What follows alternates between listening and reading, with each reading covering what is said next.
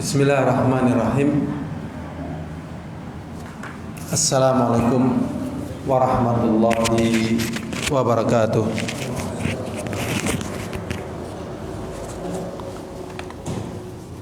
Innal hamdalillah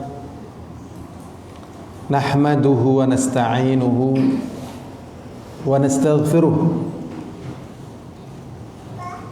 wa na'udzu billahi min syururi anfusina wa min sayyiati a'malina. May yahdihillahu fala mudilla lahu wa may yudlil fala hadiya lahu. Asyhadu an la ilaha illallah wahdahu la syarika lahu wa asyhadu anna Muhammadan abduhu wa rasuluh. Ya ayyuhalladzina amanu taqullaha haqqa tuqatih wa la tamutunna illa wa antum muslimun.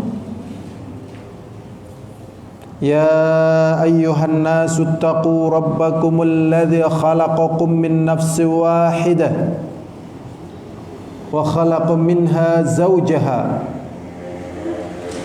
wa batha minhuma rijalan katsiran wa nisaa'a wattaqullaha alladzi tasaaluna bihi wal arham innallaha kana 'alaikum raqiba. Ya ayyuhalladzina amanu taqullaha wa qulu qalan sadida yuslih lakum a'malakum wa yaghfir lakum dhunubakum wa may yuti'illaha wa rasulahu faqad faza fawzan 'azima. Amma ba'd, fa inna asdaqal hadithi kitabullah wa khairal hadi hadi Muhammadin sallallahu alaihi wasallam wa syarrul umuri muhdatsatuha fa inna kulla muhdatsatin bid'ah wa kulla bid'atin dhalalah wa kulla dhalalatin finnar. A'adzanallahu wa iyyakum minan nar. Al-hadir rahimani wa rahimakumullah. Saya teringat tentang satu hadis yang diriwayatkan oleh Abdullah bin Umar. Beliau mengatakan, Rasulullah sallallahu alaihi wasallam mengatakan, "Idza marru bi riyadil jannah farta'u." Qalu, "Wa ma riyadul jannah ya Rasulullah?" Hilaqudz dzikr. Rasulullah sallallahu alaihi wasallam mengatakan, apabila kalian melewati taman dari taman surga, maka sempatkanlah kalian untuk singgah sebentar. Kemudian para sahabat bertanya, wa ma riyadul jannah ya Rasulullah? Apakah taman-taman surga itu wahai Rasulullah? Rasulullah sallallahu alaihi wasallam mengatakan hilaqudz dzikr, yaitu majelis-majelis yang di situ diingatkan tentang Al-Qur'an, tentang hadis, tentang keimanan, tentang ketakwaan, tentang penjagaan terhadap agama ini, tentang istiqamah, tentang husnul khatimah. Ini adalah taman dari taman-taman surga. Dan sesungguhnya kata Ibnu Taimiyah rahimahullah ta'ala,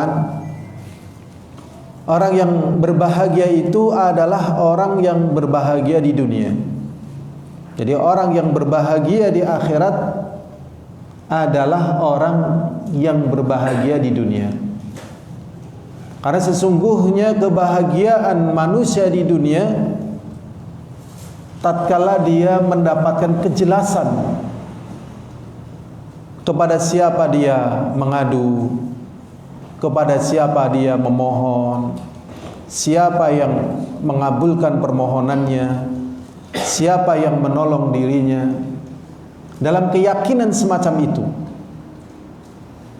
yaitu orang-orang yang bertauhid kepada Allah, dia paham musibah pun dengan qada dan qadarnya, nikmat pun dengan qada dan qadarnya, sehingga dia tidak merasa berat tatkala diambil nikmatnya, atau tidak bangga tatkala diguyurkan kenikmatan kepadanya. Ini berbeda dengan orang yang tidak mengetahui tauhid. Tatkala nikmatnya ditambah fayaqulu rabbi akraman, dia mengatakan Allah telah memuliakan aku. Tetapi kalau dikurangi nikmatnya fayaqulu rabbi ahanan, Allah telah menghinakan aku. Nah, ini menunjukkan bahwasanya tatkala manusia memiliki ilmu, maka ilmu itu yang akan menjaga dirinya. Dan tatkala manusia tidak memiliki ilmu, berapa banyak manusia lari dari perkara yang dia takutkan karena akan menyengsarakan hidupnya di dunia dan di akhirat, justru dia mendekat kepada perkara yang dia takutkan tersebut. Tatkala dia melihat orang yang lari dari petaka dunia, kesengsaraan dunia, dan meraih kebahagiaan dunia untuk mendapatkan kebahagiaan akhirat, dia melihat dia lari dari kebahagiaan dunia dan menuju nerakanya dunia. Nah, ini terjadi kekeliruan. Dan kekeliruan ini tidak ada jalan kecuali memang belajar. Sampai pun Rasulnya Allah Subhanahu wa ta'ala katakan, ma kunta tadri mal kitab walal iman walakin jalnahu nuran nahdi bihi man nasha'u min ibadina wa innaka latahdi ila siratim mustaqim. Allah mengatakan, ma kunta tadri, wahai Nabi, tadinya kamu juga enggak tahu. Ma kunta tadri, kamu enggak tahu. Mal kitab, apa yang terkandung dari Alkitab. Bagaimana kita? Kita juga kalau enggak belajar enggak tahu. Walal iman, dan tentang keimanan tatkala kita tidak belajar juga tidak tahu. Sama. Jadi diketahui itu memang dengan belajar. Walakin jalnahu nuran nahdi bihi man nasya. Akan tetapi kami jadikan ilmu itu sebagai cahaya, dan ilmu itu memang cahaya untuk bisa melihat mana yang halal, mana yang haram, mana yang tauhid, mana yang syirik, mana yang sunnah, mana yang bid'ah. Apalagi di masa kebebasan menulis, kebebasan berekspresi, kebebasan berpendapat, kalau tidak memiliki kekokohan ilmu, ya Allah ya Rabbi, dengan apa dia menyelamatkan diri? Dengan apa dia membahagiakan dirinya? Walakin jalnahu nuran nahdi bihi man nasha'u min ibadina innaka latahdi ila siratim mustaqim. Dan sesungguhnya engkau, wahai Nabi, menunjukkan jalan yang lurus. Dan ada satu hal yang kadang manusia itu nggak kontrol. Misal kita punya mobil, motor juga boleh, sepeda juga boleh. Cuman kita contohkan mobil. Misalnya beli baru, kita pakai terus. Sebulan kita pakai, kita nggak kontrol air radiatornya. Coba bayangkan. Pas jarak jauh, air radiatornya habis. Apa yang terjadi? Sepeda juga, semuanya. Ya, bahkan rumah kita, kalau kita nggak bersihin, kita tidak kontrol, apa yang terjadi? Badan kita, kalau kita nggak kontrol, apa yang terjadi pada badan kita? Badan kita coba, mungkin kolesterolnya naik, darah tingginya naik, kalau nggak kontrol. Dan ada satu perkara yang ini sudah kondisinya sulit, tapi jarang dikontrol. Di dalam hadis Abdullah bin Abbas, beliau meriwayatkan dari hadis Rasulullah SAW, inna syirka akhfa min dhabibatin namlatis sauda ala hajaris sauda fi dhulumatil lailah. Sesungguhnya kesyirikan itu lebih samar ketimbang mlakune semut ireng nang watu ireng nang wayah bengi. Pernahkah kita melihat semut? Pernah apa belum? Sikile pira? Mlakune kepriwe? Itu awan-awan kita pun yang kita lihat semutnya, bukan kakinya. Dan kita kadang nggak bisa membedakan antara semut kurus dengan semut gemuk. Jadi semut pun ada yang kurus, ada yang gemuk. Kalau semut yang bebuan, kalau ada temennya nyari makan dia di atas makanan itu biasanya gemuk. Tapi semut yang rajin, prihatin, kurus itu. Jadi semut pun ada yang gemuk, ada yang kurus gitu ya. Nah ini semut, apalagi manusia. Lah syirik kata Rasulullah SAW ini lebih samar lagi dengan langkahnya semut. Min zabibatin namlati sauda, semut yang warnanya hitam. Kan ada semut merah dan macam-macam. Ada semut yang gede, ada semut Jepang katanya, ada semut Hong Kong. Ya. Semut hitam coba.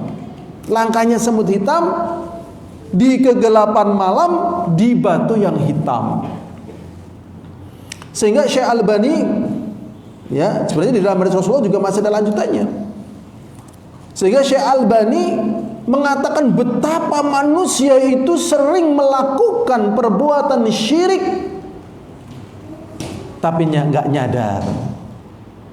Nggak nyadar. Syirik nggak nyadar. Cocok karo impen. Udane deres. Kie mobilku ngrecekeni banget. Gawe omah mobil kie. Bayar sekolah mobil kie. Gemian kowe nek ora tamat S1, kowe dadi apa? Nah, nek ora ana kowe aku wis mati, Mbok. Dan kata-kata yang sangat banyak sekali. Maka apa yang terjadi pada Qarun? Jadi ceritanya Qarun gue gemen janjane ya wong sengsara, Qarun ya. Nang Indonesia diarani karun. Berarti harta karun. Padahal harta temuan itu bukan namanya harta karun. Ada rikaz. Ya, rikaz. Ada lukotoh, ada ya rikaz ya, barang temuan. Tapi orang kan nyadarnya harta karun. Itu ada bab fikihnya itu. Qarun dulunya ini orang miskin. Datang kepada Nabi Musa AS. Nabi Musa tolong dongakna aku urip kok rekasa temen kayak kie dan seterusnya. Tolong dongakna aku men sugih. Ya. Nyicipi rasanya wong sugih kayak ngapa, ya kan? Nah ini orang yang belum kaya kadang kemlecer pengen jadi orang kaya. Padahal kalau sudah kaya jeneng tagihannya ke temen gitu loh. Masya Allah. Kenapa? Kelalen. Ya karyawan wis pada turu, dheweke tasih mumet gitu kan, Masya Allah. Tapi kan kadang orang yang belum pernah kaya kan kepengin gitu loh, penasaran gitu loh. Makanya jangan terlalu penasaran banget pada perkara yang belum tentu baik bagi kita. Tapi penasaran kita bisa baca kitab, monggo. Penasaran tahajud semalam suntuk, monggo. Penasaran umroh setiap tahun, monggo. Penasaran ngapal Quran misalnya ya, terus monggo. Pokoknya nggak bingung-bingung, monggo. Tapi kalau yang masih kayak gitu jangan terlalu penasaran dulu. Doanya pada Allah, ya Allah kalau memang ya baik bagi saya untuk kaya, kayakanlah ya Allah. Tapi kalau enggak ya berikanlah yang terbaik bagi hamba ya Allah. Lah Qarun minta kaya, tatkala kaya kemudian Nabi Musa memerintahkan kepada kepada muridnya untuk meminta zakat kepada Qarun. Qarun mengatakan ini harta dari kepandaian ilmu saya. Dan manusia sering seperti itu. Dan ini syirik ini. Jadi tidak ada apa yang ada di dunia ini, semuanya dari Allah. Semuanya dari Allah. Jadi kalau orang berpikir mobil itu datangnya dari mana? Dari Allah. Kok bisa? Iya. Biji besi dan sebagainya, pasir besi itu dari mana? Dari Allah. Kemudian Allah memberikan kemampuan dia untuk merangkai dan ini itu dari mana? Dari Allah. Ya, ada sinyal, ada ini, semuanya dari Allah. Memang Allah sudah adakan. Dan pada keadaan tertentu Allah SWT tidak berikan kemampuan kepada manusia untuk melakukannya. Ya, udah hebat ini, hebat itu, hebat ini, hebat itu, dah ditantang. Coba bikin satu nyamuk yang kecil gitu. Kira-kira bisa apa tidak? Tidak bisa. Karena ini bertalian dengan nyawa. Gak bisa. Tolong matahari ditahan aja sebentar aja, sebentar aja. Kita pingin malam lebih lama gitu. Ya, gak bisa. Tetap matahari terbit dari timur, nanti tenggelam terus begitu. Dihentikan gak bisa. Inilah perkara-perkara yang penting untuk kita ketahui. Sehingga perkara yang paling dasar yang harus diketahui oleh manusia adalah perkara yang paling bermanfaat bagi manusia, yaitu apa? La ilaha illallah. Dan betapa banyak manusia yang tidak bisa mengartikan kalimat la ilaha illallah dengan baik. Dan betapa banyak manusia yang nggak tahu rukun la ilaha illallah. Rukunnya la ilaha illallah ada berapa nggih? Rukunnya wonten pinten niki rukun la ilaha illallah. Kan ada rukunnya salat, rukunnya haji, rukunnya puasa, syaratnya salat gitu. Ya kan? Banyak. Rukunnya la ilaha illallah ada 2. Yang pertama isbat, yaitu menetapkan pada kata la ilaha, menetapkan bahwasanya tidak ada sesembahan. Ya, tidak ada sesembahan. Di situ ada kata bihaqqin, yang benar untuk diberikan padanya ibadah illallah, kecuali Allah Subhanahu wa ta'ala. Sehingga tatkala orang musyrikin suruh mengucapkan kalimat la ilaha illallah, mereka berat. Karena mereka paham tatkala mereka mengucapkan kalimat la ilaha illallah, maknanya harus meninggalkan sesembahan dari selain Allah. Padahal dalam keadaan genting, dalam keadaan yang sangat vital, yaitu pamannya Rasulullah sallallahu alaihi wasallam yang telah membela Rasulullah sallallahu alaihi wasallam dan telah mengetahui kebenaran apa yang dibawa oleh Rasulullah sallallahu alaihi wasallam. Tahu benar ini nabi ini, dijaga, dibela. Tetapi tatkala Rasulullah sallallahu alaihi wasallam menjumpai peristiwa ikhtidarnya. Ikhtidar itu peristiwa ya kritis. Ya, mulai masa-masa kritis, mau terlepasnya ruh dari jasad, ikhtidar, mau ghargharah. Kemudian Rasulullah sallallahu alaihi wasallam mengatakan, ya ammi, wahai paman, qul la ilaha illallah, ucapkan kalimat la ilaha illallah, kalimatan uhajju bika indallah. Wahai paman, ucapkan kalimat la ilallah, yang kata la ilallah ini adalah satu kata yang aku akan bela engkau di sisi Allah. Abu Jahal membisiki di telinga kirinya, ya Abdul Muttalib, ya Abu Talib, atarghabu an millati Abdul Muttalib. Wahai Abu Talib, kowe apa wis ngungkurna agamane mbahmu Abdul Muthalib? Wis ora butuh, wis klalen karo lanjaran, wis ora nganggep. Tuh. Jadi kata-kata yang demikian ini kadang betul-betul menusuk bagi orang yang sudah mengetahui kebenaran tetapi hatinya belum kokoh. Ih, kowe siki nganggo jenggot ya. Dening beda temen karo wong-wong sinang desa kene, agamane wis beda apa kowe? Nah, diundang ki ora gelem, diundang ki ora gelem. Apa wong kene wis kabeh wis sesat apa? Sing bener kowe tok. Mbok ya sekali-kali loh. Masa ndongane mung ngaring Allah tok, lha sing tunggu desa kene urung tau dijaluk nang kowe. Ayolah bareng lah. Wis ora gelem bareng karo nyong maning apa karo wong desa kene. Lah kalau enggak kuat imannya, ya iyo. Dan disinilah akhirnya rontok kalimat la ilaha illallah. Masya Allah. Astaghfirullahaladzim. Ini yang mengucapkan Rasulullah SAW. Wahai paman, ucapan satu kalimat la ilaha illallah, yang dengan kalimat itu aku bela engkau di sisi Allah. Cuman dengan kata-kata itu akhirnya Abu Thalib meninggal dunia dalam keadaan tidak mengucapkan kalimat la ilaha illallah. Masya Allah. Ngeri nggih? Ngeri napa mboten ngeri? Ngeri banget nggih. Napa? Oh, ngeri bingit. Nah, ngeri bingit. Dan itu real.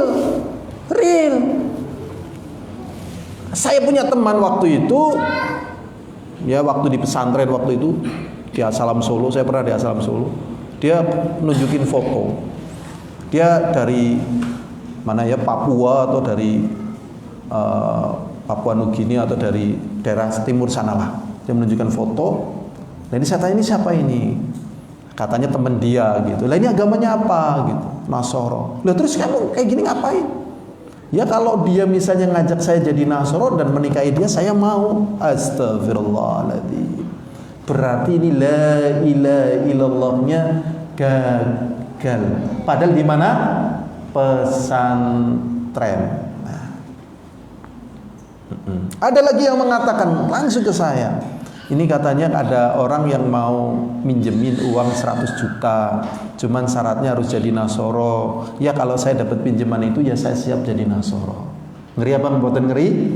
Ngeri. Makanya di sini penting memahami hal-hal yang menjadikan kita selamat dunia dan selamat akhirat. Dan di sana ada satu hadis Rasulullah SAW, ya, miftahul jannah la ilaha illallah. Kunci surga adalah la ilaha illallah. Jadi la ilaha illallah ada keutamaannya, ada syarat-syaratnya, juga ada pembatal-pembatalnya. Dan dalam kesempatan kita kali ini insya Allah kita akan membahas syarat-syarat la ilaha illallah. Jadi yang jarang dibahas ini malah syarat la ilaha illallah. Syarat sholat, syarat puasa, syarat wudhu, syarat haji, syarat nikah, itu dibahas. Syarat jual beli dibahas. Tapi syarat la ilaha illallah ya jarang ini. Padahal ini penting ini. Syarat la ilaha illallah itu ada 7. Ya, syarat la ilaha illallah itu ada berapa? 7. Yang pertama ilmu. Ya. Nanti akan kita bahaslah secara rincinya. Yang pertama harus dengan ilmu. Ini kalau bukan dengan ilmu nggak kanggo. Ya. Ilmu itu ya hukmu dhuhni al-jazimi al-mutabiq lil waqi'. Itu secara definisi di dalam kitab usul fikih. Ilmu itu adalah hukmu dhuhni al-jazimi al-mutabiq lil waqi'. Hukum akal yang kokoh yang mencocoki realita. Itu namanya ilmu. Seperti misalnya api panas. Ya kan, siang terang, malam gelap, batu berat, air dingin, itu namanya apa? Ilmu itu. Jadi dengan ilmu, dengan pembuktian, dan Allah SWT pun menunjukkan dirinya sebagai ilah yang hak dengan ilmu. Syahidallahu annahu la ilaha Syahidallahu annahu la ilaha illahu wal malaikatu wa ulul ilmi qa'iman bil qisti la ilaha illahu wal azizul hakim.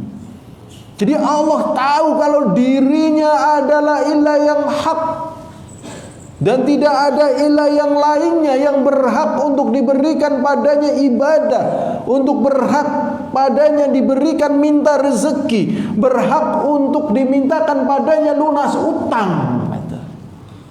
Ya, makanya orang kalau nggak kuat iman, ya utangnya orang lunas malah lungane meng dukun. Orang jadi pegawai negeri lungane meng dukun. Orang di bojo lungane meng gunung kawi, gunung macam-macam, jere enteng jodoh, apa? Gunung serandil. Wah, ini Allah menyaksikan. Syahidallahu annahu la ilaha illahu. Allah SWT menyaksikan bahwasanya tidak ada ilah yang hak kecuali Dia. Wal malaikatu, dan malaikat juga menyaksikan. Iblis demi das nggak ada kemampuan sebagai ilah. Tapi manusia sering nyembah kepada siapa? Demit. Bah, nomornya sing metu pira mbah gitu. Nangis sarbit. Ngeten? Bah, nek zaman gemien. Sekarang masih ada bisnis togel apa tidak? Masih. Alhamdulillah ora krungu infone. Ya. Ya, tapi kalau ini yang saya ceritakan, saya memang pernah ngontrak satu tempat. Dia cerita di belakang rumah ini tempat. Ya orang pada jaluk togel karena tadinya ada pohon besar di situ, nyinta di situ, tapi ditebang. Ya enteng jodoh dan seterusnya itu. Ah ini demit tuh nggak ada apa-apanya, kok diminta? Ya, wal malaikatu wa ulul ilmi, dan juga orang-orang yang berilmu, qa'iman bil qisti, yang mereka tegak dengan keadilan. Nah, ini tadi kita mau menyebutkan poin-poinnya dulu ya, ilmu. Kemudian yang kedua apa? Yakin. Yang ketiga qabul. Yang keempat al-inqiyad. Yang kelima sidq. Yang ketujuh yang keenam ikhlas. Yang ketujuh cinta. Nah, ini. Benapa lapa dereng? Benapa lapa dereng? Dereng. Nek balonku ada berapa? Nah, apal mok? Balonku ada pira apal? Naik puncak gunung apal? Apal, apal. Syaratnya Allah kelalen jan ya Allah ya Rabbi. Astagfirullahaladzim. Jangan kelalen gitu loh. Ya, ditakoni rega jeruk sekilo pira ngerti, rega iwak sekilo pira ngerti, rega ya ndok sekilo pira ngerti. Syarat Allah yang ketujuh apa? Kelalen. Nah, singkat itu apa? Cinta. Apal karena sering krungu. Nah, ini cinta. Yang kelima, yang keenam apa? Ikhlas. Yang kelima sidq. Yang keempat inqiyad. Yang ketiga qabul. Yang kedua yakin. Yang pertama ilmu. Apal masya Allah. Alhamdulillah. Tanda-tandanya apal diurut kang mburi apal. Nah, niki. Kan kadang wong isine kang ngarep ngoten. Jajal kowe bener-bener apal apa ora? Ngeceke kang mburi. Nah, ini. Ternyata apal, masya Allah. Semoga di samping apal juga diberi kemudahan untuk mengamalkan. Sekarang kita akan pelajari bersama syarat yang pertama adalah ilmu. Ya, syarat yang pertama adalah apa? Ilmu. Allah Subhanahu wa taala mengatakan fa'lam annahu la ilaha illallah fastaghfiru lidzambik. Ya. Allah Subhanahu wa taala mengatakan ilmuilah, ketahuilah sesungguhnya tidak ada ilah yang hak. Jadi Allah pun nggak mau model kayak gelap-gelapan kayak pada manusia, sihir, jimat, nggak mau. Buktikan. Ilmui dulu, baik dalilnya secara semuanya lah, secara nukilan atau secara yang kita ketahui, dan itu masya Allah menunjukkan kebenaran Allah SWT sebagai ilah. Ya, ini bahkan Al-Imam Ibnul Qayyim Al-Jauziyah mengatakan apabila manusia yang jenius ya, berarti jenius di atasnya pintar. Dari zaman dulu sampai nanti menjelang hari kiamat, dikumpulkan semuanya, otaknya jadi satu orang, suruh ngungkap satu ayatnya Allah Subhanahu wa taala nggak bakalan bisa terungkap. Luar biasa. Luar biasa, ini benar-benar luar biasa.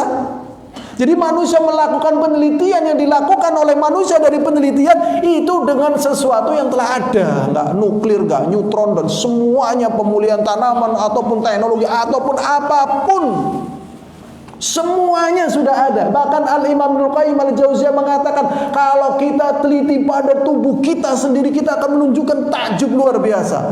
Tubuh manusia itu luar biasa loh. Sampai saya kadang pernah ingin tanya kepada seorang dokter, ini benar nggak permasalahan kayak gini? Bagaimana tinjauan kamu tentang kedokteran dengan realita yang ada pada tubuh manusia? Kan kadang orang yang bela diri kayak gitu, coba push up-nya pakai jentik dan sebagainya, kan luar biasa coba. Itu baru satu sisi. Belum coba yang ngecat rambut kita siapa? Rambutmu tukule putih ya, gerumur semene ya. Kita sudah pernah bilang, pitik, kowe ngger ngendok. Ya, ngger ngendok loh. Pitik kan ngendok. Endokmu aja jagongi. Ngger dijagongi pecah. Tapi ngger kowe ora gelem nang kono, ndokmu ora netes. Akhirnya pitik bar ngendok, ora jagong, ora ngadeg, tengah-tengah. Kowe waktu ini selikur dina ya, nggak pernah ada yang ngajarin. Ini yang namanya tarbiyah amah. Ini yang sering disebut dengan hukum positif. Jadi hukum positif ya hanya sekedar positif aja. Jadi semuanya tahu pada perkara yang demikian ini. Dan Allah tunjukkan, makanya Allah Subhanahu wa taala mengatakan alhamdulillahi rabbil alamin. Segala puji bagi Allah yang telah mengatur semuanya ini. Memang Allah yang mengatur. Makanya ada tarbiyah amah, ada tarbiyah khosoh. Tarbiyah amah ya contohnya kayak gue ngger adem ya karo jaket, nek keudanan ya gawe omah, nek butuh duit ya ngolet, nek wetenge lapar ya ngolet. Itu sudah tarbiyah amah. Jadi teknologi berkembang, peradaban berkembang hanya dengan tarbiyah amah. Itu kayak gitu toh. Nah, Allah Subhanahu wa taala ingin kalian kalau sudah tahu bahwasanya semuanya adalah Allah yang mengadakan, Allah yang menciptakan, Allah yang menjaga, Allah yang mengatur, Allah yang memberi, mbok yao gitu loh. Nek ngibadah ya ring Allah, nek bersyukur ya aring Allah. Ora usah gembeleng, ora usah kementus gitu loh. Korun, kowe sugih temen kepriwe iki ya nyung ya bisnis. Siapa orang bisnis nyong ini utekku ke jenius ke. Ya Allah, kamu Korun, kalau otak kamu dikasih virus satu sehingga kamu prieng ya, kena vertigo ngono kowe golek duit tayeng. Ini manusia sering sombong. Makanya Allah Subhanahu wa taala mengingatkan, ketahuilah sesungguhnya tidak ada ilah yang hak kecuali Allah. Jadi kalau mau beribadah kepada Allah, kalau memohon kepada Allah, kalau mau mengadu kepada Allah, kalau mau sedih kepada Allah. Iya. Dening bojoku nakal temen ya kayak gini ora tau balik. Ndongaring Allah, ya Allah, tolonglah hamba-Mu ini ya Allah. Jagalah hati kami ya Allah, yang gundah-gulana, yang cemburu, yang khawatir ya Allah. Pulangkanlah suamiku ya Allah. Kayak gitu. Kayak gitu. Jadi mengadunya kepada Allah. Kayak gitu. Nah, ini sudah. Ini syarat yang pertama yaitu apa? Ilmu. Kemudian syarat yang kedua di dalam hadis Utsman bin Affan yang dikeluarkan oleh Imam Muslim, Rasulullah sallallahu alaihi wasallam mengatakan begini, "Mamata wa huwa ya'lam annahu la ilaha illallah." Lanjutan hadisnya apa? Dakhalal jannah. Sing sapa wonge mati lan rikalane wong kuwi arep mati ngerti, yakin, duwe ilmu, duwe pengetahuan, tidak ada sesembahan yang benar kecuali Allah, banjur wong kuwi mati, matinya kemana? Surga gitu. Jadi dengan ilmu. Dan ini pengaruhnya luar biasa. Kalau tidak dengan ilmu, ngesuk kowe menggonku ya, arep ana apa sih gampang lah. Dewe sarimi. Dia dulu pernah punya temen, ya pas selesai hari Natalan itu agamanya Kristen. Nanti kalau pas Idul Fitri agamanya Islam. Kristen Islam. Akhirnya mati dalam keadaan Kristen. Ada lagi yang Islam. Kowe dening mriyang ora mari-mari tak tambani ya, tambani gitu. Akhirnya tapi kowe mlebu Kristen, akhirnya mlebu Kristen, mati. Masuk Kristen, padahal pas sakit itu sudah masuk Kristen. Masya Allah. Ini karena dia tidak mengilmui la ilaha illallah. La ilallah ku siapa yang bu, konsekuensi apa yang bu, manfaatnya apa yang bu. Wong jere wong pada ngomong la ilallah, aku ya melu ngomong la ilaha illallah. Ini berarti tidak memiliki ilmu. Aneh sebenarnya manusia itu. 1 + 1 tahu semuanya perkara dunia tahu, masalah la ilaha illallah nggak tahu. Padahal la ilaha illallah telah diajarkan oleh Allah dan difahamkan oleh Allah sampai abladul amah, orang yang bodoh sekalipun itu mudeng tentang Allah. Tapi kok bisa bergeser, orang yang ber-IQ tinggi pun gak mudeng dengan kalimat la ilaha illallah. Jadi tahu.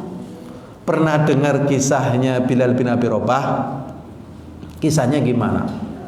Kan waktu itu Bilal bin Abi Rabah kan budak, ya kan? Terus ditindih nang juragane karo watu gede nang padang pasir. Namanya Umayyah bin Khalaf. Ya kon murtad tetap ahad maksudnya kul huwallahu ahad, dia paham. Ya, sampai akhirnya ditebus bebas. Di kemudian hari pas perang Badar Kubro, Umayyah bin Khalaf dibunuh oleh siapa? Bilal bin Abi Rabah. Kejadian juga Masya Allah itu tukang sisirnya Firaun gitu ya. Tukang sisirnya Firaun miskin kowe ngger pokoke ngger ora ngakoni Firaun dadi Tuhan ya cemplung naring kendil isine banyu panas tetep are nyemplung mati. Ya, dan masih banyak lagi. Jadi tatkala kalimat la ilaha illallah tidak dibangun di atas ilmu, ya nggak ada kekuatannya. Nggak ada apa? Kekuatannya, maka harus dibangun di atas ilmu. Dan Allah Subhanahu wa taala pun mengatakan hal yastawil ladzina ya'lamun wal ladzina la ya'lamun? Apakah sama orang yang mengetahui dengan orang yang tidak mengetahui? Ya enggak sama. Perbedaannya mana? Perbedaannya tatkala menghadapi tantangan, tatkala menghadapi cobaan. Iya memang kalau pas lagi pengajian begini semuanya pada mengucapkan kalimat Allah, pas rezekinya lancar, iya memang. Tapi kan kondisinya macam-macam, berbolak-balik. Makanya tetap akan ada orang-orang yang kuat disebabkan ilmunya dan orang-orang yang sabar juga dengan ilmunya, sehingga Allah Subhanahu wa taala angkat dia menjadi pemimpin-pemimpin tadi. Wa ja'ala minhum a'immatan, ya. Wa ja'ala minhum a'immatan, ya. Min ibadina lama sabaru wa kanu bi ayatina yuqinun. Dan kami jadikan di antara mereka pemimpin-pemimpin tatkala mereka bersabar dengan ayat kami dan mereka yakin. Dan yang melatar belakangi semuanya ilmu sebenarnya. Jadi syarat yang pertama adalah apa? Ilmu. Ya, ilmu. Kemudian syarat yang kedua yaitu apa? Yakin. Harus betul-betul yakin. Dengan keyakinan yang kokoh, jangan ragu, jangan bimbang. Kenapa kok gagal?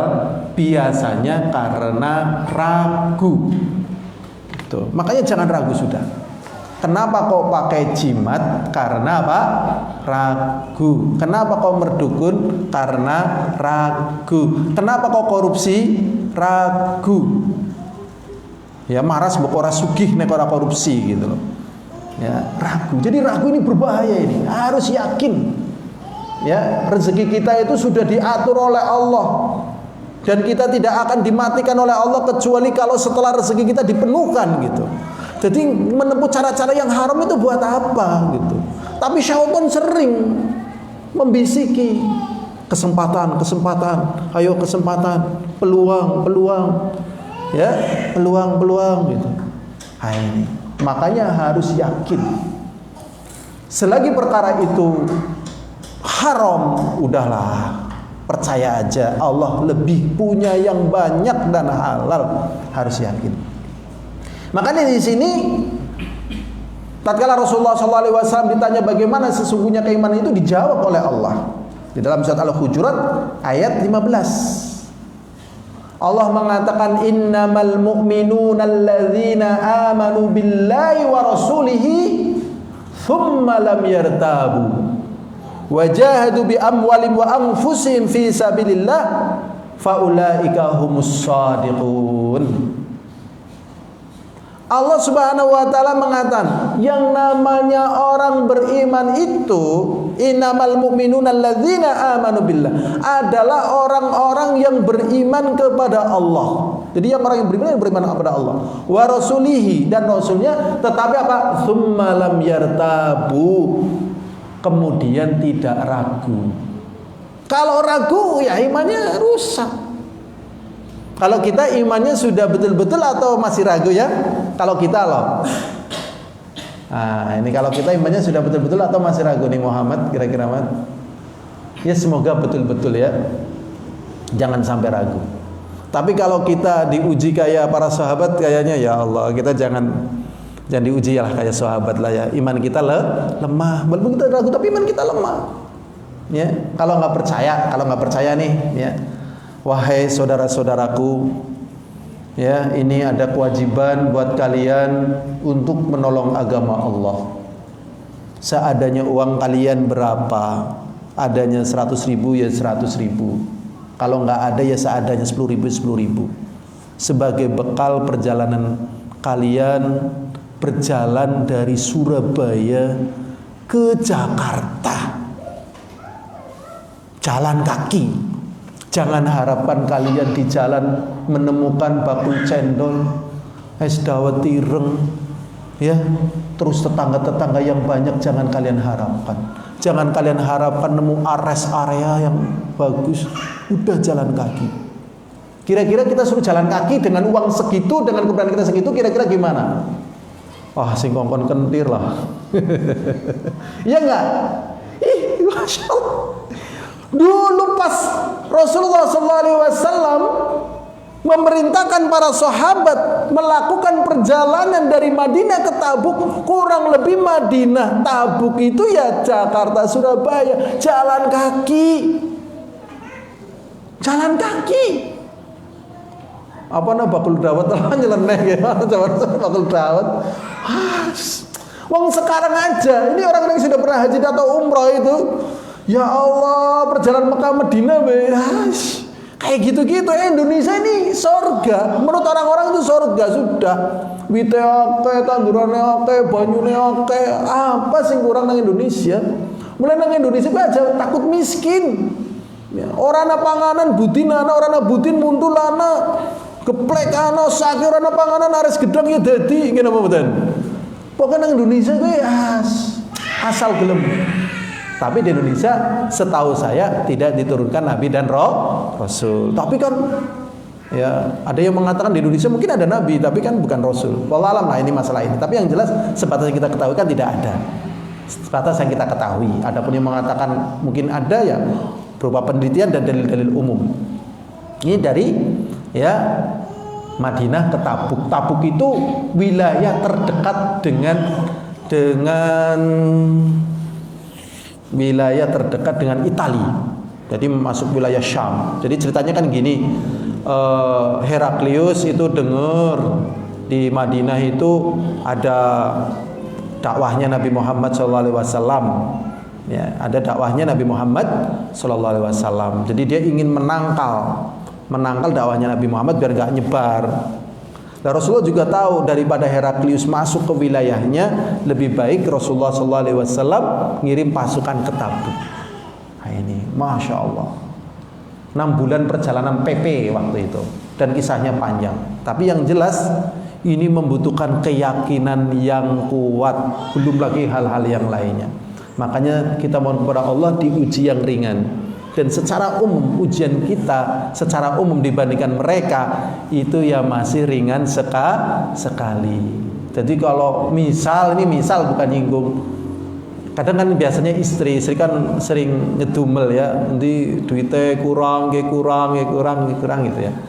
Nah, ya semoga Allah kuatkan imannya karena mereka memikir butuh. Tapi kalau dikembalikan kepada apa yang terjadi pada sahabat, kita nggak ada apa-apanya.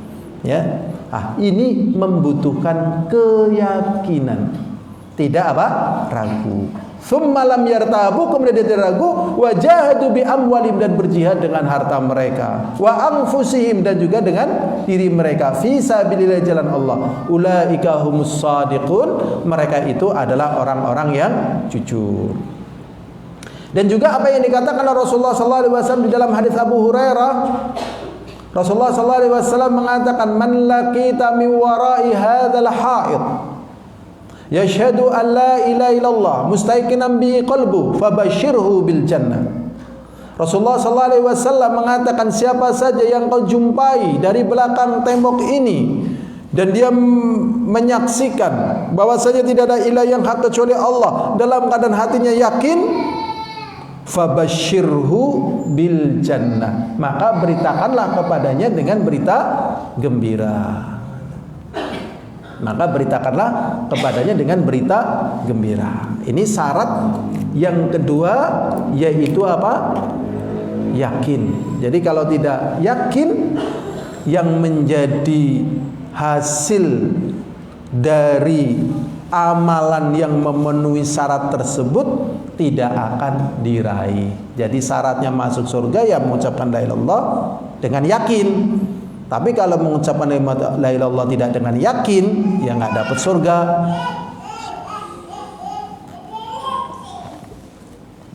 Berikutnya hadirun azani wa azakumullah. Syarat yang ketiga adalah qabul. Qabul artinya apa? Menerima. Jadi memang harus menerima, ya.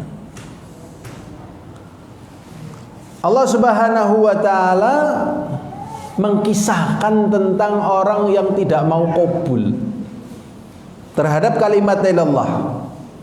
Di dalam surat As-Saffat ayat 35 sampai 36 Allah mengatakan innahum kanu idza qila lahum la ilaha illallah yastakbirun wa yaquluna inna latariku alihatina li syairin majnun. Allah Subhanahu wa taala mengatakan sesungguhnya mereka dahulu, orang-orang yang sudah disiksa di neraka, dikisahkan oleh Allah kisahnya dahulu, apabila dikatakan kepada mereka la ilaha illallah, menyombongkan diri. Maknanya menyombongkan diri ya nggak qabul, gengsi, ya, menyombongkan diri, istilahnya apa? Gengsi. Sudah pernah dengar arti gengsi? Ini kata orang bahasa Jawa, gengsi. Sudah tahu artinya? Bergenggeng tapi ora isi. Nah ini. Yastakbirun, yastakbirun ya sombong, merasa besar. Gumede itu rasanya gede tapi kecil. Gumede itu ya karena merasa besar, sombong juga merasa besar. Gengsi sama. Jadi yang merasa bergenggeng itu cuma perasaannya aja, isinya nggak ada, kopong. Yastakbirun. Wa yaquluna inna latariku li alihatina li syairin majnun. Kemudian mereka membantah dan menunjukkan kesombongannya. Apakah kita suruh meninggalkan sesembahan-sesembahan kita, Tuhan-Tuhan kita hanya karena seorang penyair yang gila? Jadi Nabi Muhammad SAW yang menjelaskan kebenaran agama ini, yang menjelaskan wahyu, dianggap penyair. Nah, antara ayat, antara dalil, antara wahyu dengan syair kan jelas beda. Disamakan kan berarti menjatuhkan juga. Sudah dijatuhkan ditambahi lagi coba dengan kata-kata apa? Gila. Astagfirullahaladzim. Sombong. Tidak mau menerima, akhirnya sudah masukkan neraka. Ceritakan keadaan mereka waktu di dunia kayak gitu, sombong. Jadi memang harus menerima. Dan terkadang orang menerima agama itu kan memang berat.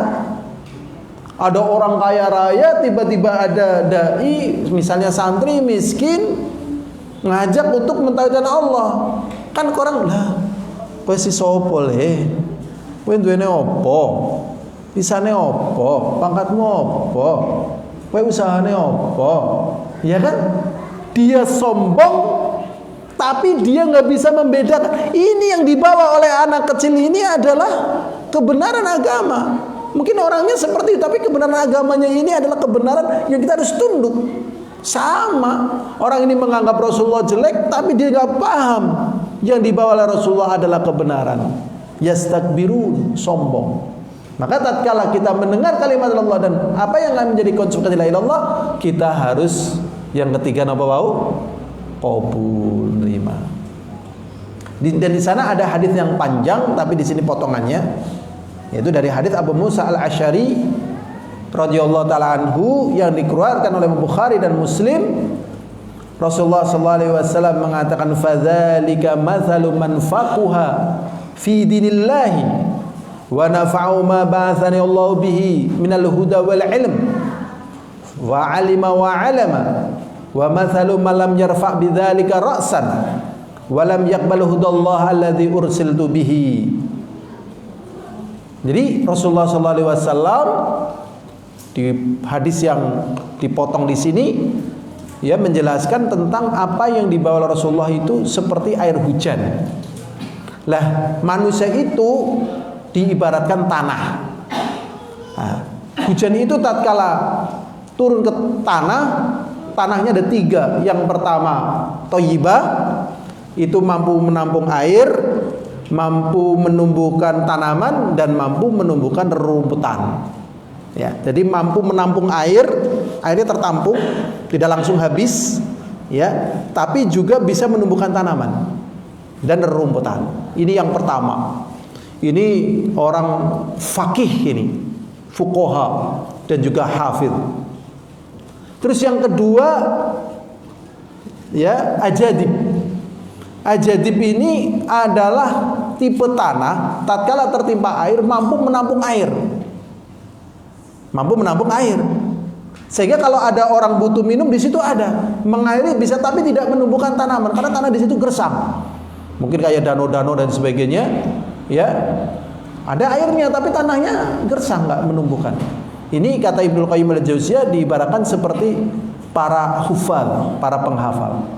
Dia tidak bisa beristidlal, tapi kalau ditanya dalilnya ini bagaimana, dia keluarkan. Ini dalam di sini nomor sekian berapa, bagaimana bunyinya, dia keluarkan. Dia mampu menampung. Tapi untuk istidlal dia tidak mampu. Karena untuk istidlal dia orang-orang yang tadi fakih ini. Kemudian contoh yang ketiga ini yang disebutkan dalam hadis ini. Yang dikasih ilmu yang nggak mau, datang ya hilang, habis dan sebagainya, nggak peduli gitu. Berarti orang ini tidak qabul. Orang ini tidak apa? Qabul. Jadi hati-hati sekali memang hidup di dunia ini. Harus pandai-pandai di samping berdoa juga memperhatikan perbedaan. Karena di dalam pembahasan pembatal keislaman yang ke-10 diantaranya adalah al-i'rab an dinillah, yaitu berpaling dari agama Allah. Ya, jadi kalau orang nggak mau ngaji, nggak mau mengamalkan ilmu, nggak perhatian dengan ilmu, ini penyebab Islamnya apa? Batal. Maksudnya nggak ngaji ini ya pada pokok-pokok agama. Ya, nggak belajar tauhid, nggak belajar akidah, ini memang harus dipelajari. Ini yang ketiga yaitu apa? Qabul. Kemudian yang keempat al-inqiyad, berusaha mengamalkan. Ya, al-inqiyad ini sering digambarkan ya kayak orang sedang berjuang gitu ya, sudah naik, sudah sampai atas, pelorot lagi, berusaha naik lagi, kepelorot lagi gitu. Kalau zaman dulu disilakan dengan naik pucang ya. Sudah pernah dengar pucang? Nah, ya kan pohon pucang itu pohon jambe itu dikasih oli, dikasih tir, dikasih apa ya kan? Suruh lomba naik. Ya karena licin jatuh lagi. Demikian juga tatkala kita mengamalkan agama Allah harus inqiyad. Gagal bangkit lagi, gagal terus begitu. Tobat melakukan maksiat lagi, tobat lagi, tobat terus begitu. Ya, berusaha apa? Mengamalkan inqiyad dan juga berusaha taslim. Allah Subhanahu wa taala mengatakan di dalam surat Luqman ayat 22, Allah mengatakan wa may yuslim wajhahu ila Allah wa huwa muhsinun faqad istamsaka bil urwatil wuthqa. Allah mengatakan barang siapa yang menundukkan dirinya, ya, maksudnya di sini adalah inqiyad, berusaha mengamalkan kepada Allah, wa huwa muhsin, dan dia berbuat baik, faqad istamsaka bil urwatil wuthqa, maka sungguh dia berpegang teguh dengan tali yang sangat kuat, yaitu apa? La ilaha illallah. Jadi kalau kita berpegang teguh dengan la ilaha illallah harus tahan banting. Kalau nggak tahan banting bisa meninggalkan la ilaha illallah. Ya, saya teringat tentang guru saya Nasoro, dia ya, wali kelas dan Nasoro waktu SD. Dia cerita, jadi mbahnya itu muslim, bahkan haji gitu. mbahnya itu atau bapaknya itu haji, ya. Ya, muslim bahkan haji. Cuman istrinya banyak. Istrinya apa? Banyak. Ya. Karena istrinya banyak, di antara istri ini kemudian akhirnya milih keluar dari Islam. Lah, lahirlah dia karena sakit hati. Jadi kenapa dia masuk ke Kristen? Karena apa? Sakit hati. Berarti di sini tidak tahan banting. Jadi memang harus tahan banting. Kalau nggak tahan banting, ya Allah, ya Rabbi, gitu. Ya, ngeri sekali. Ya, saya pernah kedatangan saudara. Saudara saya bilang katanya mau masuk Islam, gitu. Ya. Jadi dia dari kecil Islam, namanya nama Islam, dididik dalam lingkungan Islam, masjid. Tiba-tiba dia bekerja di Jakarta, di Astra, ketemu sama wanita Manado, gitu loh. Lah, wanita Manado ini Kristen. Oh, akhirnya masuk Kristen. Ya, terus akhirnya cerai sama istrinya, kemudian pengen masuk Islam. Ya, masuk Islam, tapi sekarang masih Islam atau enggak, wallah alam, enggak pernah ketemu. Tetapi yang jelas ini tidak tahan banting. Jadi harus tahan banting ini. Ingkiat. Ya. Dan orang untuk dimurtadkan itu sesuai dengan kondisinya. Kalau yang sakit berarti dengan obat. Ya, kalau yang aktivis, ganteng, pinter, belum nikah, dengan apa? Perempuan. Saya pernah ngisi di Semarang. Ya, teman yang undang saya di Semarang itu cerita di dalam mobil. Jadi karena dia cerdas, pintar dan sebagainya, ya dia cerita. Ada wanita pertama cantik, pintar, tinggi, punya rumah, punya mobil, pakai jilbab besar warna hitam. Cuman belum pakai apa? Cadar. Kira-kira agamanya apa ini? Cantik, pintar, S2, pakai jubah besar warna hitam, cuman belum pakai cadar. Ini agamanya apa kira-kira ini? Ternyata Kristen. Ya Allah, ya Rabbi. Dia menawarkan, kalau kamu mau sama aku, kasih mobil, kasih rumah, dan kamu gak harus masuk ikut agama saya. Gak harus. Masya Allah. Tertarik? Tertarik apa gak tertarik ini? Mengerikan kan? Mengerikan. Ya Allah. Ya. Nah, akhirnya dia tetap gak mau. Dan ternyata di lain pihak ada yang mau. Ya, udah jadi istrinya dapat rumah, dapat mobil dan seterusnya, nganter kayak gitu. Ya karena sering nganter dan sebagainya, kadang istrinya juga ngomong, jenengan gimana sih, nggak ada pengertian, saya masa ke gereja kamu mau ikut. Akhirnya makut, akhirnya sudah murtad. Ini makanya harus apa? Tahan banting, aling giat berusaha mengamalkan, jatuh terus begitu. Sebelum sampai ke surga terus berusaha. Jadi mempertahankan kalimat la ilaha illallah di antaranya dengan mengenal syarat-syaratnya. Jadi syarat la ilallah yang keempat tadi yaitu apa? Ingkiyat. Dan Allah SWT mengatakan dalam surat Az-Zumar ayat 54, wa anibu ila rabbikum wa aslimulah min qabli ayatikumul adzabu thumma la tunsurun. Dan bertobatlah kalian kepada Rabb kalian, wa aslimulah, dan tunduklah, min qabli ayatikumul adzab, sebelum datang kepada kalian siksa, thumma la tunsurun, kemudian kalian tidak ditolong. Jadi harus tunduk sebelum masuk neraka. Tapi kalau sudah tunduk, insya Allah diselamatkan dari neraka dan dimasukkan ke dalam surga. Kemudian syarat yang kelima yaitu jujur. Ya, jujur atau sidq di dalam mengucapkan kalimat la ilallah. Karena kalau tidak jujur ya jadinya munafik. Jujur di lisannya, jujur di hatinya. Kalau dia menyembunyikan kedosa di dalam hatinya ya munafik murni, ya kan. Aku ngucap la ilallah. Lah apa jenenge agamanya apa? Enggak ngelombok lah. Nah, ini enggak boleh, harus jujur dari hati dan lisannya. Ya. Makanya Allah Subhanahu wa taala mengatakan dalam surat Al-Ankabut ayat 1 sampai 3, Alif Lam Mim. Ahasiban nasu ayutraku ayyaqulu amanna wa hum la yuftanun walaqad fatannal ladzina min qablihim falaya'lamannal ladzina shadaqu walaya'lamannal kadzibin. Allah Subhanahu wa taala mengatakan alif lam mim. Artinya hanya Allah yang tahu, bersamaan dengan kita meyakini Allah menurunkan ayat ini tidak dengan sia-sia. Itu penjelasan Ibnu Katsir dan tafsir para ulama yang lainnya. Adapun yang menafsirkan alif adalah Allah, lamnya adalah malaikat, mimnya adalah Muhammad, itu tidak ada dalilnya. Jadi dalam masalah sini Allahu a'lamu bi muradih. Allah yang tahu tentang maksud daripada huruf yang terputus ini. Bersamaan kita meyakini Allah menurunkan ayat ini tidak sia-sia. Tuh, tapi tidak ditafsirkan dengan seperti itu.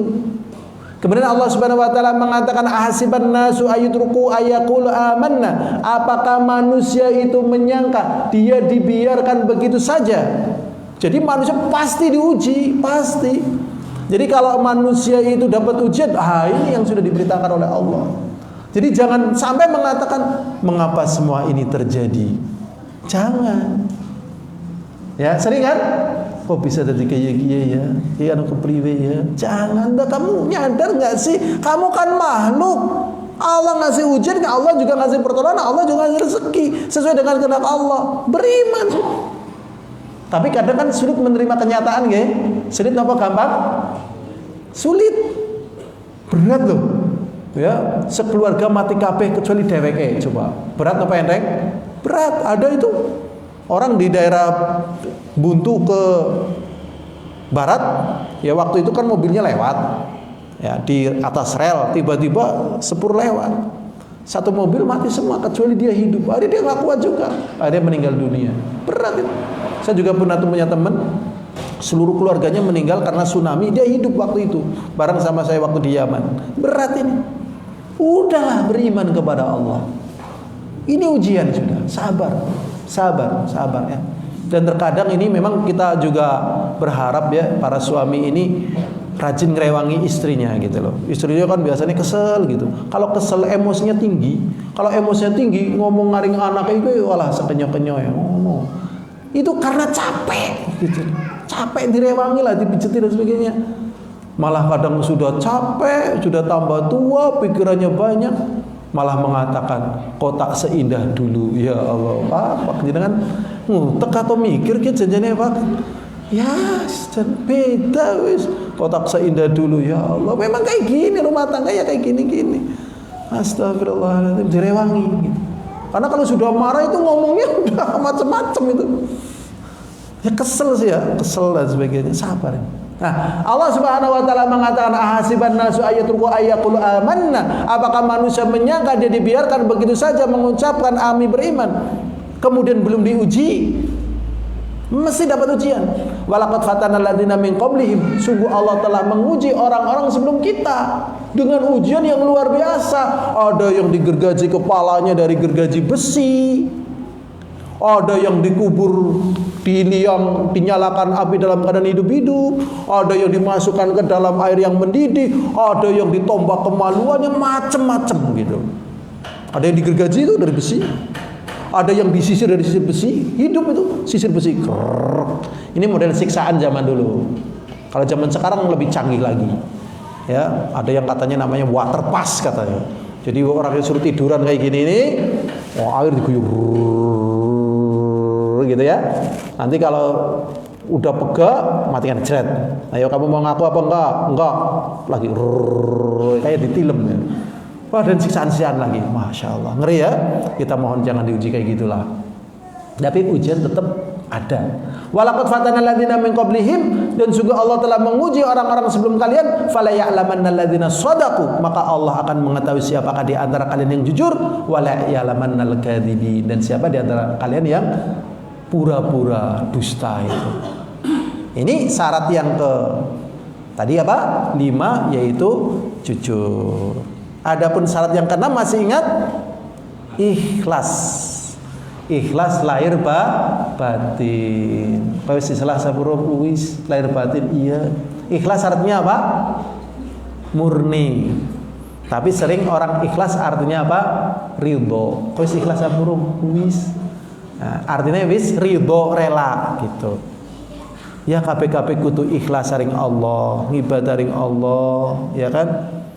Engkau bengi donga, engkau ya nyembelih pitik ndak sesuk nang perapatan gitu. Dia bilang ikhlas, padahal ini ikhlas atau bukan ikhlas? Bukan, tercampur dengan syirik. Karena ikhlas di sini artinya murni tulus untuk Allah SWT. Mukhlisina lahuddin, hanya untuk Allah. Jadi tatkala kita ngasih nafkah kepada istri ya karena ikhlas. Walaupun mungkin ada unsur cinta, tapi ikhlas karena Allah. Tatkala istri melayani suami ya ikhlas, mungkin ada unsur cinta. Cintanya nomor sekian dulu. Jadi kekuatannya adalah apa? Ikhlas. Kalau kekuatannya hanya cinta manusia kayak gitu, nanti suaminya tambah tua, tambah wah bongkok, tambah duitnya langka dan sebagainya. Yang muda mungkin tambah sehat, tambah waduh, masya Allah mas kemen gagas iku wis bongkokan mas aku bebah ndeleng jenengan. Ada itu yang seperti itu dan akhirnya minta cerai loh. Akhirnya suaminya meninggal dunia, dia sudah cerai dengan suaminya. Ya Allah ya Rabbi, ora sabarlah. Wong awal rekasa tahu seneng balik biar misalnya rekasa ya ora apa-apa. Ya, akhirnya ini wanita ini setelah jadi janda, akhirnya pun ikutnya ke keluarga suami. Ya Allah, sabar. Sudah lah, ini bisa seperti ini kalau ikhlas. Ya, ikhlas lahir apa? Batin. Ya, Allah SWT mengatakan wa ma umiru illa liya'budullaha mukhlisina lahuddin, dan tidaklah kami perintahkan kepada kalian kecuali mengikhlaskan agama. Dan ada satu lagi hadis dalam hadis Abu Hurairah, Rasulullah SAW pernah tanya, ya Rasulullah, ya, man as'adun nasi bi syafa'atika yaumal qiyamah. Ya Rasulullah, siapakah orang yang paling bahagia dengan syafaatmu pada hari kiamat? Rasulullah menjawab, man qala la ilaha illallah mukhlishan min qalbih, yaitu orang yang mengucapkan la ilaha illallah ikhlas semata-mata karena Allah, bukan karena perkara dunia ini. Jadi ikhlas lahir batin ya. Kemudian juga yang terakhir apa? Cinta, mahabbah. Adakah di antara kita yang sudah pernah merasakan cinta? Sudah ada apa belum? Semuanya ya. Nah, merasakan benci sudah pernah? Nah, sekarang kita mau nanya, cinta itu apa? Cinta itu adalah rasa. Benci juga rasa. Rindu juga rasa. Terus cinta itu apa? Kata Al-Imam Ibnul Qayyim Al-Jauziyah, semakin mendefinisikan kata cinta, semakin menjauhkan dari cinta itu sendiri. Gitu. Jadi kalau orang ingin mendefinisikan cinta malah nggak ketemu. Dan apa hikmah Allah menciptakan hati? Allah menciptakan hati hanyalah untuk cinta kepada Allah. Masya Allah, ini pelajaran perlu disampaikan sejak PAUD atau lebih bawah lagi dari PAUD. Ya, jadi berapa banyak korban yang terjadi di kalangan pelajar karena katanya gagal move on, bunuh diri dan sebagainya. Kayak kenapa bunuh diri? Diputus, ya Allah. Ini berarti dia gagal tauhid. Ini perlu pelajaran tauhid diajarkan di sekolahan-sekolahan biar Masya Allah. Makanya zaman sekarang kok muncul istilah CLBK ya? Pernah dengar kata CLBK? Cinta lama, keluarga bubaran. Ya kan? Ini bisa terjadi antara kakek-kakek dan nenek-nenek CLBK kayak gini nih, ya Allah. Kenapa? Karena cintanya kepada Allah itu belum menghujam. Akhirnya halu. Akhirnya apa? Halu. Latihan mencintai Allah. Dan dengan sebab cinta ini perkara yang berat jadi ringan. Makanya yang dibahas itu perangkat-perangkat cinta seperti perhatian, rela menderita, rela berjuang, rela setia gitu, menjaga gitu. Ini namanya perangkat-perangkat apa? Cinta. Jadi kalau memang kita cinta terhadap Allah, dijaga tauhidnya, perhatian dengan tauhidnya, dijaga tauhidnya, dilindungi tauhidnya gitu, termasuk ibadah dan sebagainya. Makanya kalau misalnya dia itu tidak mengetahui kalimat la ilaha illallah, kemudian tidak terbangun padanya cinta, akhirnya dia terjatuh pada syirik dalam masalah apa? Cinta. Jadi cinta pun bisa menjadikan orang musyrik, akidahnya batal. Ini contoh lagi nih. Tidak ada wanita yang paling aku cintai kecuali dirimu. Engkau adalah separuh nyawa dariku. Ini syirik atau enggak syirik ini? Hati-hati. Makan tak enak, tidur tak nyenyak. Makan ingat kamu, tidur ingat kamu. Hati-hati ini. Hati ini untuk Allah. Kalau kayak gini ini nanti dapat ujian gak bisa berbuat apa-apa. Hati-hati. Apalagi perempuan. Kuserahkan segalanya, ya Allah. Serahkan segalanya itu kepada Allah. Hati-hati nih. Yang masih punya anak perempuan ini dilatih nih cinta. Nah ini ilmu cinta begini nah, manajemen cinta kayak gini nah, pengetahuan cinta begini nah, cara meletakkan cinta begini nah. Tapi jarang diajarkan. Cara masang bolsum begini nak, cara bikin edit video kayak gini nak, ya kan kayak gitu. Cara bikin sosis begini, cara bikin seblak begini, cara mengelola cinta kan belum pernah diajarkan kan? Belum pernah. Ini penting, ini nak kayak gini nak diajarin. Ini cinta ini ngeri, ini cinta ini, ya hati-hati ini. Dan orang sering mengatakan yang namanya cinta nggak ada harganya. Udah pernah dengar? Bahkan ada orang mengatakan kalau hobi kan artinya juga cinta, nggak ada harganya. Dulu itu ada lelang lukisan, namanya jadi cerita ya, malu sebenarnya. Namanya Celeng Mati tahun 2000 berapa gitu. Itu bertalian dengan lengsernya Bapak Soeharto. Lukisan gambar celeng mati di gerumut laler ternyata dibeli harga 1 miliar. Kenapa dia berani membeli gambar seperti itu? Karena cinta. Burung ya, kalau digoreng itu nggak nyampe dibagi sekeluarga. Perkutut misalnya dibeli harga berapa? 1 miliar. Mobil sampai berapa miliar? Mobil berapa miliar dengan mobil 50 juta podo wae. Glindingane yo papat, mlakune ya karo podo wae. Apa bedanya coba? Bedanya paling sensasi. Loh, sensasi kok mahal-mahal kayak gitu buat apa? Tuh banyak orang miskin kasih tuh. Orang yang belum umrah misalnya gratisin tuh. Orang yang belum haji gratisin itu. Ngapain? Berarti itu mencintai diri sendiri melebihi dari apa yang Allah butuhkan.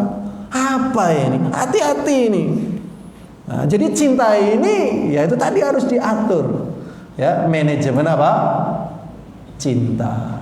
Jadi nggak boleh mencintai dari selain Allah sama dengan cinta kepada Allah. Nggak boleh. Apakah anak, apakah istri, ataukah mobil, apa kendaraan, ataukah hobi, nggak boleh.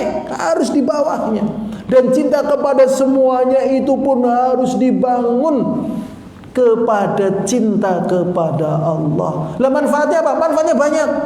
Misalnya orang begitu mencintai istrinya, ternyata istrinya meninggal, dia bisa lebih sabar. Dia begitu mencintai suaminya, ternyata istrinya meninggal dunia, dia bisa lebih sabar. Tapi kalau dia tidak pernah memperhatikan demikian ini, suaminya mati, kisah nyata ini, suaminya meninggal dunia, dia tetap nggak mau keluar dari kamarnya, nungguin suaminya terus. Dia didobrak, ternyata oh suami udah meninggal. Bahkan ada yang istrinya sudah meninggal, dia masih nungguin dikuburin. Ngapain juga?